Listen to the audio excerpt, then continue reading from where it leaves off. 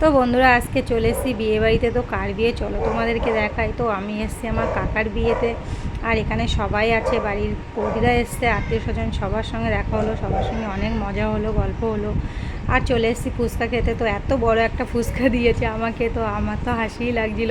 আর আমার দাদা আমাকে দেখে দেখো নাচ করছে, আর একসঙ্গে ফটো তুললাম, আনন্দ করলাম। মা ছিল, আর আমার এই রাঁধুনি মামা, আমাদের মামা হয়, সমস্ত রান্নাবান্না মামাই করে। তো রান্নাটা খুব সুন্দর হয়েছে, মামাকে বলেছি, মামা খুব খুশি, খুব আনন্দ করছে। আর আমরা সবাই একসঙ্গে খাওয়া দাওয়া করেছি। তো আমার বৌমাও এখানে অনেক মজা করেছে। হ্যাঁ, আর এই সোনাটাকে দেখো, তোমরা তো আগের ভিডিওয়ে দেখেছো, ওকে নিয়ে অনেক মজা করলাম। ওটা আমার ভাইপোর। তো আমি একটু কোলে নিলাম, আমার কাছে থাকবেই না।